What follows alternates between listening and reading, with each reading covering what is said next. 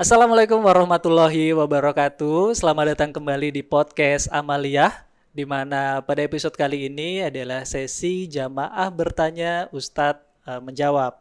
Kali ini saya nggak sendiri, saya sudah didampingi dengan Ustadz Rizza Maulan LC. Apa kabar Ustadz? Alhamdulillah baik. Alhamdulillah baik. Jadi untuk teman-teman yang baru dengar podcast ini, Ustadz Rizza merupakan Dewan Syariah yang ada di Yayasan Amalia Astra, sehingga program-program yang ada di Yayasan Amalia Astra itu insya Allah sesuai koridor syariah, seperti itu. Nah Ustadz, kemarin itu kita udah buka ini Ustadz Q&A di media sosialnya kita, dan ada beberapa pertanyaan yang sudah masuk yang mana nanti insya Allah akan Ustadz jelaskan agar bisa menjadi pelajaran, bisa menjadi ilmu juga untuk kita yang bisa diamalkan. Nah, izin saya langsung aja ya Ustadz untuk bacakan pertanyaan yang pertama nih dari followers kita. Yang pertama Ustadz, apakah sedekah yang kita niatkan untuk orang yang sudah meninggal pahalanya akan sampai gitu? Nah, monggo Ustadz silakan. Ya, baik. Bismillahirrahmanirrahim. Alhamdulillah, salatu wassalamu ala Rasulillah wa ala alihi wa sahbihi wa man walah wa la haula wa la quwata illa billah. Ya, ini pertanyaan yang sangat bagus sekali ya, karena pertanyaan ini berarti memiliki kepedulian terhadap keluarga yang sudah meninggal dunia ya, khususnya orang tua. Dan ketika kita mengingat jasa-jasa orang tua, tentu selain kita mendoakan kedua orang tua kita juga pingin tuh sebagai anak mengabdikan diri kepada Allah dengan cara kita melakukan satu amal soleh dan kemudian kita berharap pahalanya sampai kepada kedua orang tua kita. Nah, dalam masalah pahala yang sampai kepada orang yang sudah meninggal dunia atau tidak itu ada dua pendapat. Jadi pendapat pertama itu pendapat yang mengatakan bahwa ketika seseorang beramal soleh dan kemudian pahalanya diniatkan untuk orang yang sudah meninggal dunia seperti kedua orang tua dan lain sebagainya, maka pandangan pertama mengatakan bahwa itu akan sampai. Ini dikemukakan oleh Imam Nawawi misalnya dalam kitab Al-Adhkar, memang konteksnya adalah mengirimkan pahala bacaan Quran dan lain sebagainya kepada orang yang meninggal dunia. Nah, tetapi pendapat yang lain itu mengatakan bahwa hal tersebut tidak sampai. Kenapa? Karena memang manusia itu akan mempertanggungjawabkan amalnya sesuai dengan yang telah dikerjakannya selama hidup di dunia ini. Nah, memang karena ada dua pendapat ini, jadi kita menghargai kedua pandangan ini.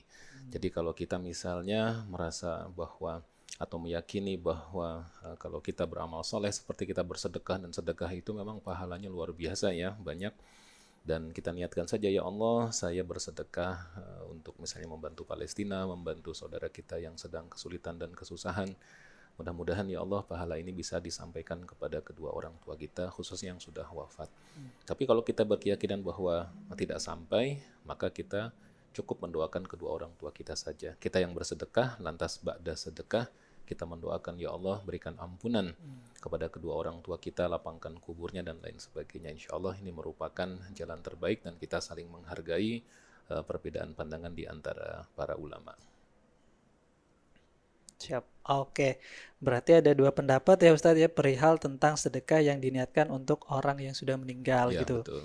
Nah, izin ke pertanyaan berikutnya Ustadz, ini masih Boleh. seputar anak untuk orang tuanya. Kalau tadi tentang sedekah, yang kedua Ustadz itu adalah apa hukumnya memberikan atau menghadiahkan umroh untuk orang tua, Oh ya. sedangkan si anak tersebut belum berangkat untuk umroh gitu. Gimana Ustadz? Ya, jadi di antara bakti seorang anak kepada orang tuanya itu adalah dia lebih mendahulukan kepentingan orang tua dibandingkan dengan kepentingan diri sendiri.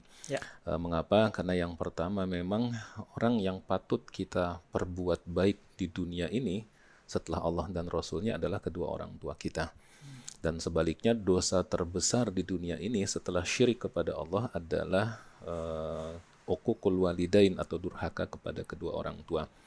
Nah, sebagai anak yang berbakti tentu kita ingin membahagiakan orang tua kita, bahkan tidak cukup dengan sekedar doa. Nah, ketika kita ada rezeki misalnya dan kita cukup untuk umroh, maka menurut kami bahwa mengumrohkan kedua orang tua itu lebih utama dibandingkan dengan kita umroh terlebih dahulu. Mengapa demikian? Memang ini adalah ibadah.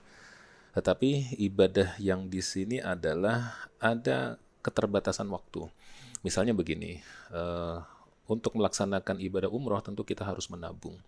Kalau secara usia, kita yang masih relatif lebih muda dibandingkan kedua orang tua kita, secara statistiknya kita itu lebih potensi hidup lebih lama dibandingkan kedua orang tua kita.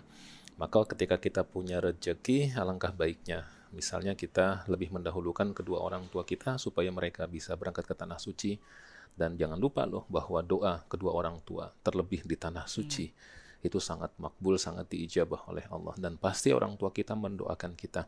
Dan biasanya umumnya orang yang lebih mendahulukan orang tuanya itu kehidupannya ya karena mungkin berkat doa dari kedua orang tua kita dan juga dikabulkan oleh Allah, maka biasanya kehidupannya akan menjadi lebih baik. Maka kalau memang rezekinya ada, bagusnya berangkat bareng-bareng ya sama orang tua juga.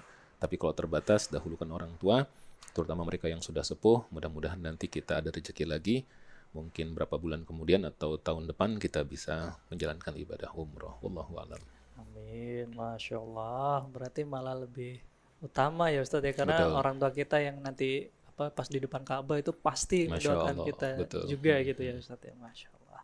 Nah ini pertanyaan yang terakhir Ustadz, masih seputar umroh gitu ya. Nah pada saat kita umroh itu kan biasanya kan ada hotel-hotel yang memang view-nya atau pandangannya itu bisa melihat langsung ke Ya. Ka'bah atau pada saat sholat gitu. Nah pertanyaannya Ustadz adalah, apa hukumnya sholat berjamaah dengan imam di Masjidil Haram tapi dikerjakan dari hotel yang menghadap langsung ke Ka'bah gitu Ustadz? Ya. Gimana Ustadz? Iya, jadi sholat di Masjidil Haram itu pahalanya itu seperti 100.000 kali lipat dibandingkan dengan sholat di masjid-masjid yang lain ya. Karena memang ada keistimewaan tersendiri di Masjidil Haram yang tidak dimiliki oleh masjid yang lain, yaitu di Masjidil Haram ada Ka'bah. Dan di mana Ka'bah itu kita justru disunahkan untuk sering dan banyak tawaf di Ka'bah. Jika kita tidak memungkinkan tawaf karena terlalu padat dan lain sebagainya, maka cukup kita sholat sunnah tahiyatul masjid, kemudian kita berzikir, baca Quran sambil menunggu datangnya waktu sholat. Nah, ulama itu lebih cenderung kepada bahwa yang dimaksud dengan balasan pahala yang sampai 100.000 kali lipat itu adalah ketika kita memang sholat di area Masjidil Haram. Dan Masjidil Haram itu ya area masjid yang ada Ka'bahnya, ada bangunannya minimal sampai pelataran masjid itu. Ya.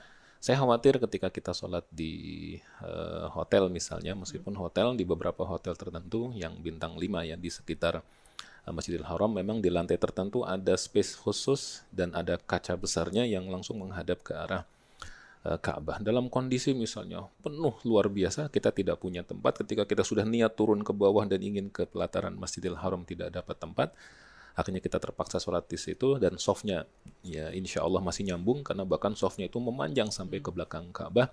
Mudah-mudahan ya dengan niat kita tetap ingin sholat di dalam Masjidil Haram tetapi kita tidak mendapatkannya, mudah-mudahan niatnya itu mendapatkan pahala dari Allah yaitu sama 100.000 kali lipat. Tetapi kalau misalnya ya di dalam masjid masih ada area yang bisa kita tempati, kita bisa sholat di sana gitu. Kemudian kita lebih memilih di masjid, saya khawatir bahwa kita tidak mendapatkan keutamaan sebagaimana keutamaan orang melaksanakan sholat di Masjidil Haram. Kenapa? Karena space-nya masih kosong, masih ada. Dan kita lebih memilih kenyamanan di dalam masjid. Kita ketika umroh ataupun haji atau ke tanah suci, bukan ingin nyari nyaman.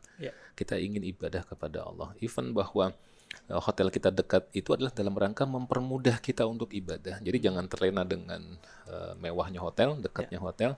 Tapi itu sarana untuk kita lebih banyak maksimal ibadah kepada Allah. Wallahu a'lam bishawab. Alhamdulillah. Siap. Jadi mungkin itu Ustadz pertanyaan dari jamaah yang sudah masuk ke kita.